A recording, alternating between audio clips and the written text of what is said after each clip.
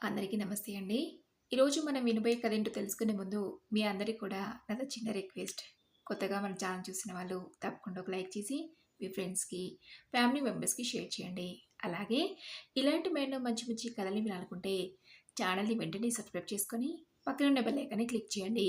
మరి ఇప్పుడు లేట్ చేయకుండా కథలోకి వెళ్ళిపోదాం.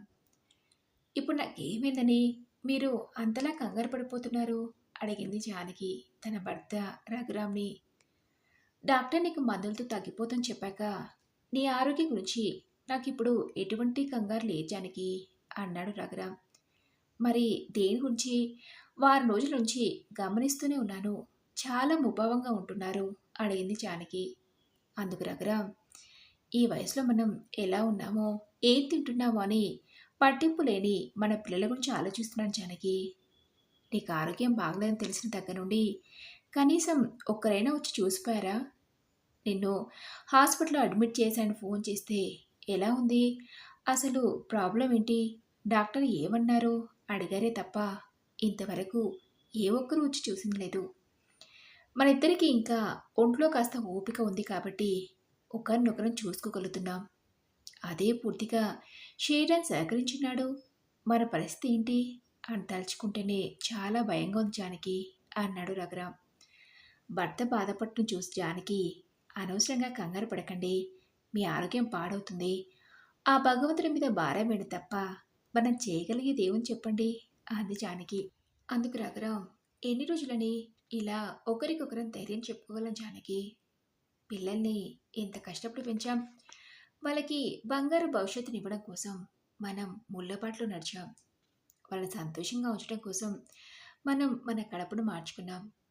అలాంటిది ఈరోజు ఇలాంటి పరిస్థితిలో ఉన్న మనల్ని బాధ్యతగా చూసుకోవాల్సింది పోయి, బాధ్యతను మర్చి మన పట్ల నిర్లక్ష్యంగా వ్యవహరిస్తుంటే ఏ తల్లిదండ్రులకైనా బాధ కాక మరి ఇంకేముంటుంది జానకి అంటూ బాధపడుతున్న రఘురాం అప్రయత్నంగానే గతంలోకి వెళ్ళాడు. రఘురాం జానకి దంపతులకి ముగ్గురు సంతానం. పెద్ద కొడుకు కళ్యాణ్, చిన్న కొడుకు నవీన్, కూతురు ఉష. రఘురాం తన తల్లిదండ్రుల నుంచి వచ్చిన 2 ఎకరాల పొలాన్ని తన కష్టంతో 8 ఎకరాలను చేసి అందులో వ్యవసాయం చేసుకుంటూ భార్యాపిల్లల్ని పోషించుకుంటున్నాడు. రఘురాం కుటుంబంలోని వాళ్ళు బంధువులలో ఎవరూ పెద్దగా చదువుకోలేదు. తన అన్నదమ్ముల పిల్లలు కూడా అంతా వ్యవసాయం చేసుకుంటూ బ్రతుకుతున్న వాళ్ళే. వాళ్ళలాగా తన పిల్లలు కాకూడదని నా పిల్లలందరినీ బాగా చదివించి మంచి ఉన్నత స్థాయిలో ఉంటే చూడాలనుకున్నాడు రఘురాం. తను కోరుకున్నట్లే తన పిల్లలందరి పాఠశాల చదువు పూర్తవగానే పిల్లలందరినీ హైదరాబాద్లోని ఓ కార్పొరేట్ కాలేజీలో చేర్పించాడు రఘురాం. పెద్ద కొడుకు కళ్యాణ్ ఇంజనీరింగ్ పూర్తి చేసి బెంగళూరులో ఉద్యోగం చేస్తున్నాడు. చిన్న కొడుకు నవీన్ ఎంబీఏ పూర్తి చేసి పూణేలో ఉద్యోగం చేస్తున్నాడు. కూతురు ఉష పీజీ పూర్తి చేసి ఓ కాలేజీలో లెక్చరర్గా చేరింది. రఘురాం తను కోరుకున్నట్టే తన పిల్లలందరూ బాగా చదువుకుని మంచి ఉద్యోగాలు స్థిరపడ్డారు. తమ పిల్లలందరికీ తగిన సంబంధాలు చూసి పెళ్లి జరిపించారు రఘురాం జానకి దంపతులు. ఊళ్ళో ఉన్న 8 ఎకరాల పొలంలో 2 ఎకరాలు అమ్మి పిల్లల చదువులు, కూతురు పెళ్లి కోసం చేసిన అప్పులన్నీ తీర్చేశాడు రఘురాం. తమ పిల్లలందరూ తల్లిదండ్రులు కావడంతో మేము నానమ్మ తాతయ్యలమయ్యామని చాలా సంతోషించారు. తండ్రి 2 ఎకరాల పొలాన్ని అమ్మాడనే విషయం తెలుసుకున్న కళ్యాణ్ నవీన్లు తండ్రికి ఫోన్ చేసి, నాన్న మీకెలాగూ వయసు అయిపోతుంది, ఇంకా వ్యవసాయం ఏమని చేస్తారు, మా దగ్గరికి వచ్చేయండి, మా దగ్గరే ఉంటూ పిల్లలను చూసుకుంటూ హాయిగా కాలక్షేపం చేయొచ్చు అన్నారు. కొడుకుల మాటలకి రఘురాం, నిజమే, నా పిల్లలందరూ మంచి ఉద్యోగాల్లో ఉన్నారు, నాకింకా వ్యవసాయం చేయాల్సిన అవసరం ఏముంది అనుకున్నాడు. ఇప్పటికైనా ఉన్న పొలాన్ని పిల్లకి కదా ఇచ్చేది. ఇన్ని రోజులు కష్టపడ్డది చాలదా? నా పిల్లలంతా మంచి ఉద్యోగాలు స్థిరపడ్డారు, పైగా వాళ్ళు కూడా నన్ను ఇంకా కష్టపడదని చెప్తున్నారు కదా అని ఉన్న పొలాన్ని కూడా అమ్మి ఆ డబ్బుని ముగ్గురు పిల్లలకి సమానంగా పంచేవాళ్ళ నిర్ణయం తీసుకొని అదే విషయం భార్యకి చెప్పాడు. అందుకు జానకి, మీ అమ్మ నాన్న నుంచి వచ్చిన 2 ఎకరాల పొలాన్ని కష్టపడి 8 ఎకరాలను చేశారు. మన పిల్లలు మనం ఈరోజు ఈ స్థితిలో ఉన్నామంటే అందుకు కారణం ఆ పొలమే కదండి. అయినా ఇప్పుడు మనకింకా ఏమంత వయసు అయిపోతుందని ఇంకొన్నాళ్ళు వ్యవసాయం చేసుకుంటూ హాయిగా ఇక్కడే మన ఇంట్లో మనం ఉండక ఇప్పటి నుంచే పిల్లల మీద ఆధారపడడం ఎందుకండి? ఒకవేళ మీరు మునుపట్ల వ్యవసాయం చేయలేకపోతున్నారంటే, పోనీ పొలాన్ని ఎవరికైనా కౌలుకివ్వండి. ఆ వచ్చే డబ్బుతో మన ఖర్చులకి ఎటువంటి ఇబ్బంది ఉండదు. అంతేకాని ఇంతకాలంగా అన్నం పెట్టిన పొలాన్ని అమ్మద్దండి అంది జానకి. భార్య మాటలకి రఘురాం, మనమిచ్చే ఆస్తిపాస్తులు పిల్లలకు ఉపయోగపడేలా ఉండాలి కానీ, వాళ్ళకి అవసరానికి ఉపయోగపడినప్పుడు ఇస్తే మాత్రం ఏ లాభం జానకి?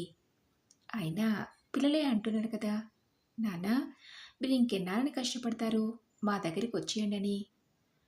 అందుకే నువ్వెన్నైనా చెప్పు జానకి, నేను పొలాన్ని అమ్మాలని నిర్ణయించుకున్నాను అన్నాడు రఘురాం. అలా జానకి ఎంత చెప్పినా వినకుండా ఊళ్ళో మిగిలిన 6 ఎకరాల పొలాన్ని అమ్మి ఆ వచ్చిన డబ్బులని ఓ రోజు పిల్లలందరినీ పిలిచి సమానంగా పంచిచ్చాడు. డబ్బులను తీసుకుంటూ, మీరు మాతో బయలుదేరండి నాన్న అన్నారు. అందుకు రఘురాం, లేదురా, ఊళ్ళో కొన్ని చిన్న చిన్న పనులున్నాయి, వాటిని పూర్తి చేసుకుని తీరిగ్గా వస్తాంలే. ఎలాగో ఇక మీదట మీ దగ్గరే కదా ఉండబోయేది అన్నాడు రఘురాం. తండ్రి మాటలకి సరేనన్నా అన్నారు రఘురాం కొడుకులిద్దరూ. ఆ తర్వాత 2 రోజులు తల్లిదండ్రులతో ఊర్లో ఉండి తిరిగి వెళ్ళిపోయారు. ఆ తర్వాత ఓ 20 రోజులకు తమ పనులన్నీ ముగించుకుని జానకి రఘురాంలు ముందు పెద్ద కొడుకు కళ్యాణింటికి వెళ్ళారు. తన పిల్లలు పుట్టినప్పుడు వచ్చి కొన్ని రోజులు ఉండేవరట తప్ప మళ్ళీ ఎప్పుడు రాలేదని తన తల్లిదండ్రులను ఆప్యాయంగా ఆహ్వానించారు కళ్యాణ్ మౌనిక దంపతులు. కళ్యాణ్ పిల్లలిద్దరికీ స్కూలుకి వెళ్ళే వయసు రావడంతో కళ్యాణ్ భార్య మౌనిక కూడా ఈ మధ్యనే ఉద్యోగంలో చేరింది. ఉదయాన్నే లేచి వంట పూర్తి చేసి అత్తగారికి మామగారికి అన్ని డైనింగ్ టేబుల్ మీదే సర్ది పిల్లల్ని తీసుకొని ఆఫీస్కి బయలుదేరి దారిలో పిల్లలిద్దరినీ స్కూల్లో దించేవాళ్ళు. ఉదయం కొడుకు కోడలు ఆఫీస్లకు వెళ్ళి పిల్లలు స్కూల్కి వెళ్ళాక రోజంతా ఇద్దరే ఇంట్లో ఉండేవాళ్ళు. ఎప్పుడు ఊరిని విడిచి ఎక్కడా ఉన్న అలవాటు లేని వాళ్ళు ఒకేసారి బెంగళూరు లాంటి పెద్ద సిటీలో ఉండాలంటే అలవాటు అవడానికి చాలా సమయం పట్టింది. ఇరుగు పొరుగు వాళ్ళెవరూ బయట కనిపించరు. ఎప్పుడూ తలుపులు బిగించుకొని ఎవరి ఇళ్లలో వాళ్ళు ఉండటం తప్ప ఊళ్ళోలాగా కష్ట సుఖాలు మాట్లాడుకోవటం ఉండదు. ఎప్పుడైనా తమ వయసు వాళ్ళు ఎవరైనా కనిపించి పలకిద్దామన్నా వాళ్ళ భాష వీళ్ళకి రాదు, వీళ్ళు మాట్లాడేది వాళ్ళకి అర్థం కాదు. ఎందుకొచ్చిన గొడవరా అని కొడుకు కోడలు ఇంటికి చేరే వరకు మూసిన తలుపులు తెరవకుండా టీవీ పెట్టుకొని ఇంట్లోనే కూర్చునేవాళ్ళు. కోడలు ఉద్యోగం చేసే అమ్మాయి అవటంతో 4-5 రోజులకు సరిపడా కూరలన్నీ ఒకేసారి వండేసి ఫ్రిడ్జ్లో పెట్టి అవసరం ఉన్నప్పుడు వేడి చేసి పెట్టేది. ఎప్పుడూ వేడివేడిగా తినే వాళ్ళకి చల్లారిపోయిన తినాలనిపించక ఇబ్బందిగా ఉండి, వంట నేను చేస్తానులే మౌనిక, అన్నీ ఒకేసారి వండి పెట్టుకోవడం ఎందుకంటే, పర్వాలేదు మీకెందుకతే శ్రమ అని అత్తగారిని వంటింట్లోకి పెద్దగా రానిచ్చేది కాదు మౌనిక. పోనీలే, పరిసరాలను బట్టి మన అలవాట్లను మార్చుకోనని ఆ పద్ధతులకు అలవాటు పడి ఎలాగోలా ఉందామనుకున్నా కొంతకాలానికి కోడల ప్రవర్తనలో మార్పులు వచ్చాయి. మీ అమ్మా నాన్నలకు మీరొక్కరే కొడుకా? మీ తమ్ముడు కూడా ఉన్నాడు కదా, కొన్ని రోజులు అక్కడ కూడా ఉండమండి అన్న కోడలి మాటలు జానకి రఘురాం చెవిన పడ్డాయి. సరే, మా భారం అంతా ఒక్కడి మీద ఎందుకు వేయడం అని కొన్ని రోజులు చిన్న కొడుకు ఇంట్లో ఉందామని వెళ్ళారు జానకి రఘురాంలు. వెళ్ళిన మొదటి వారం 10 రోజులు చిన్న కొడుకు కోడలు బాగానే చూసుకున్నా ఆ తర్వాత అక్కడ అదే పరిస్థితి. తమ పెద్ద కోడలు మౌనిక అన్న నయం ఉద్యోగానికి వెళ్తూనైనా అత్తగారు మావారి కోసం ఏదో ఒకటి వండి డైనింగ్ టేబుల్ మీద సర్ది వెళ్ళేది. నవీన్ భార్య శైలు అత్తగారు మావగారు తమ ఇంటికి వచ్చిన వారం రోజులకే తను తప్ప ఉద్యోగం ఈ ప్రపంచంలో ఎవరూ చేయలేదన్నట్టుగా తన కోపాన్నంతా అత్తగారి మీద పిల్లల మీద చూపించేది. ఆఫీస్లో కోడలికి పని ఒత్తిడి ఎక్కువ అవుతుందేమో, అందుకే ఇలా ప్రవర్తిస్తుందని కోడలికి ఇబ్బంది లేకుండా ఇంటి పనంతా జానకిని చేసినా కోడలి సూటిపోటి మాటలు చిరాకు పట్టం తప్పలేదు. ఓ రోజు జానకి రఘురాంతో, ముందే చెప్తే నా మాట విన్నారు కాదు, ఇప్పుడు చూడండి, ఊళ్ళో మన పాటికి మనం హాయిగా ఉండేవాళ్ళం, అలాగే ఉండక పిల్లల దగ్గరికి వెళ్దాం వాళ్ళు రమ్మంటున్నారని అప్పుడే వయసు అయిపోయిన వల్ల పిల్లల మీద ఆధారపడదామని తీసుకొచ్చారు. ఇప్పుడు చూడండి పరిస్థితి ఎలా ఉందో. ఏ కొడుకు కోడలు ఇంట్లో ఉన్నా ఊళ్ళో మనం మన ఇంట్లో ఉన్నది ప్రశాంతంగా ఉందా? పల్లెటూరి వాతావరణం తప్ప పట్నం గాలి పీల్చిన మనం వాతావరణానికి అలవాటు పడ్డ మనుషుల మనసులను అర్థం చేసుకోలేకపోతున్నాం. ఇంకా ఎందుకండి ఇలా ఇబ్బందులు పడుకుంటూ ఉండటం? మన ఊరికి వెళ్ళిపోదాం. అక్కడే ప్రశాంతంగా ఉంటుంది అడిగింది జానకి. భార్య మాటలకి రఘురాం, నువ్వు చెప్పినట్లు ఊళ్ళో ఇద్దరే ఉన్నా ఏ బాధ లేకుండా ప్రశాంతంగా ఉన్నాం.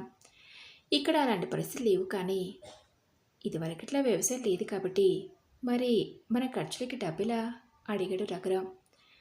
వద్దన్నా వినకుండా ఉన్నదంతా అమ్మి పిల్లకిచ్చారు. జరిగిపోయిన దాని గురించి ఇప్పుడు బాధపడితే మాత్రం ఏం లాభం? పిల్లలకు పంచగా పోను ఓ 3,00,000 రూపాయలను బ్యాంకులో వేశారు కదా, దాని నుంచి వచ్చే వడ్డీతో ఎలాగోలా సర్దుకుందాం. మరీ అంతకైతేనే ఇబ్బంది వస్తే మా పుట్టింటి వాళ్ళు పసుపు కుంకాల కింద ఇచ్చిన 2 ఎకరాల భూమి ఉంది కదా, దాన్ని అమ్మేద్దాం. మన పొలాన్ని అమ్ముతున్నప్పుడు మీరు దాన్ని కూడా అమ్మి పిల్లలకిద్దామన్నారు. అందుకు నేను ఒప్పుకోలేదు. పరిస్థితి ఎలా ఉంటుందో ఎవరికి తెలుసు? కనీసం అది ఉంది కాబట్టైనా మనకు కాస్త ధైర్యంగా ఉంటుంది. అవసరమైతే నా బంగారం కూడా ఉంది కదండి, కంగారు పడాల్సింది ఏమీ లేదు. ఉన్నన్ని రోజులు నాకు మీరు, మీకు నేను అన్నట్లుగా హాయిగా ప్రశాంతంగా కాలం గడుపుతాం నిర్ణయించుకుని తమ కొడుకులకు చెప్పి తిరిగి తమ ఊరికి వెళ్ళిపోయారు రఘురాం జానకి దంపతులు. మీ కొడుకుల దగ్గర నుంచి వచ్చేంతకాలమైనా ఈ ఒక్క కొడుకు కూడా అమ్మా నాన్న ఎలా ఉన్నారు, మీ ఖర్చులకి డబ్బెలా ఏర్పాటు చేసుకుంటున్నారు, అంతకు ముందులా ఇప్పుడు వ్యవసాయం కూడా లేదని ఎవరూ అడగకపోవడం రఘురాంకి బాధను కలిగించింది. జానకి మాత్రం అదేం పట్లట్టుగా ఉన్నా రఘురాంకి మాత్రం ఈ వయసులోనే పిల్లలు మమ్మల్ని పట్టించుకోవట్లేదంటే రేపు పూర్తిగా మాకు శరీరం సహకరించినాడు ఎలా అని భయం పట్టుకుంది. అలా కొంతకాలం బాగానే గడిచింది. బ్యాంకు నుంచి వచ్చి కొద్దిపాటి వడ్డీతోనే ఎలాగోలా ఖర్చులకు సర్ది పెట్టుకుంటున్నారు. అలా కొంతకాలం గడిచాక ఓ రోజు ఉన్నట్టుండి జానకి ఛాతీలో నొప్పి రావడంతో రఘురాం భార్యని వెంటనే హాస్పిటల్లో చేర్పించాడు. డాక్టర్లు పరీక్షలు చేసి ట్రీట్మెంట్ అవసరం, ఓ 10 రోజులు హాస్పిటల్లోనే ఉండాల్సి వస్తుందన్నారు. విజన్ తమ కొడుకులకు ఫోన్ చేసి చెప్పినా అలాగా మేము వీలు చూసుకొని వస్తామన్నారు.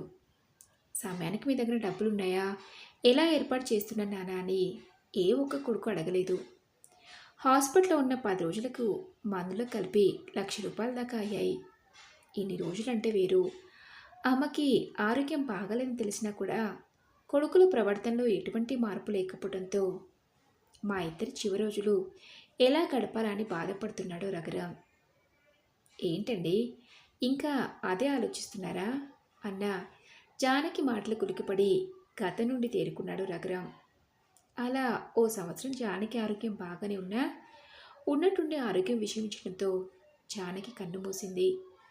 జానకి చనిపోతూ తన పుట్టింటి నుంచి వచ్చిన 2 ఎకరాల పొలానికి సంబంధించిన పత్రాలు భర్త చేతులు పెడుతూ కన్ను మూసింది. ఆ రోజు జానకి తన పుట్టింటి నుంచి వచ్చిన భూమిని అమ్మొద్దనన్నందుకు నాకు తన మీద కోపం వచ్చింది. కానీ ఆ స్థలమే నాకు ఈరోజు ఏ బాధ లేకుండా ప్రశాంతంగా బ్రతకడానికి ఓ దారి చూపిస్తాను అనుకోలేదంటూ బాధపడ్డాడు రఘురాం. తన దగ్గర ఉన్న కొంత డబ్బుతో ఆ స్థలంలో చిన్నగా ఓ రేకుల షెడ్ లాంటిది వేసి తనలాంటి పిల్లలు పట్టించుకోక ఉంటారని తల్లిదండ్రులకు అందులో ఆశ్రయం కల్పించాడు. వాళ్ళందరి భోజన సదుపాయాల ఖర్చుల కోసం ఆ పక్కనే ఉన్న ఖాళీ స్థలంలో తన తోటి వాళ్ళంతా కలిసి తనకున్న వ్యవసాయ అనుభవంతో సేంద్రియ పద్ధతిలో కూరగాయలు పండించి తమకు సరిపోగా మిగిలిన వాటిని వ్యాపారులకు అందించి ఆ వచ్చే డబ్బుతో ఖర్చులకు ఎటువంటి ఇబ్బంది లేకుండా అంతా కలిసి ఒకరికొకరు అన్నట్టుగా సహాయంగా ఉంటూ తమ మిగిలిన జీవితాన్ని మమ్మల్ని ఆదరించే వాళ్ళు ఎవరూ లేరన్న భావన లేకుండా ప్రశాంతమైన జీవితాన్ని సంతోషంగా గడుపుతున్నారు. మరి ఇదండి రోజు కథ. ఈ కథపై మీ విలువైన అభిప్రాయాన్ని నాతో కామెంట్ బాక్స్లో షేర్ చేసుకోండి. అలాగే ఈ కథ మీకు నచ్చింది అనుకుంటున్నాను. నచ్చితే తప్పకుండా ఒక లైక్ చేసి మీ ఫ్రెండ్స్కి, ఫ్యామిలీ మెంబర్స్కి షేర్ చేయండి. అలాగే మరెన్నో ఇలాంటి మంచి మంచి కథలు వినాలనుకుంటే ఛానల్ని వెంటనే సబ్స్క్రైబ్ చేసుకొని పక్కన ఉన్న బెల్ ఐకాన్ని క్లిక్ చేయండి. నెక్స్ట్ వీడియోలో మరొక మంచి కథ కలుసుకుందాం. Thanks for listening.